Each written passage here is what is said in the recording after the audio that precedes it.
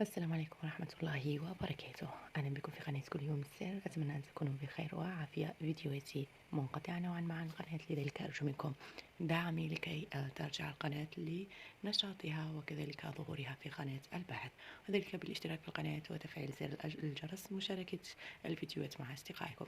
وصفة اليوم هي لنضارة البشرة من أول استعمال.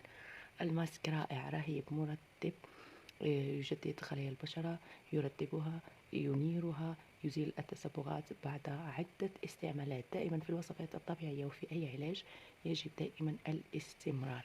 إن لاحظتم أي تهيجات على البشرة توقفوا عن استعمال هذا الماسك، فعلى الأغلب لديكم تحسس لأحد مكوناته. كل ما نحتاجه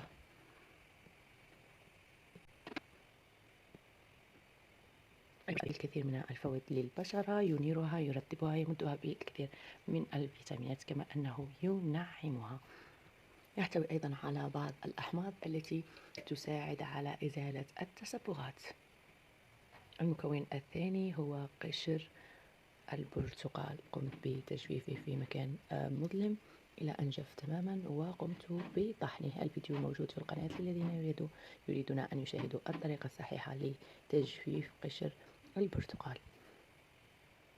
يحتوي على الكثير من الفيتامينات، كما أن فيه نسبة عالية من فيتامين سي الذي هو مبيض للبشرة، مضيق للمسامات، يعالج الجذور الحرة التي تؤدي إلى شيخوخة البشرة، كما أنه يعطي نضارة من أول استعمال. نمزج مكونات مع بعض، نقوم بتطبيق هذه الوصفة على جلد نظيف، يعني بعد الغسل بالغسول العادي. يستحسن أن يكون الوجه مقشر، عملنا له تقشير. إن لم يقشر فلا بأس. بعد ذلك نضع هذا الماسك على بشرة نظيفة وجافة لمدة ربع ساعة.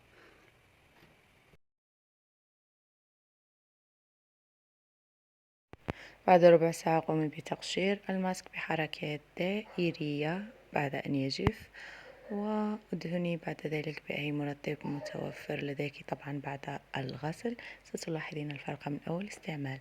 إن أعجبكم الفيديو لا تنسوا الدعم بمشاركته وكذلك الاشتراك في القناة. أراكم في فيديو قادم إن شاء الله.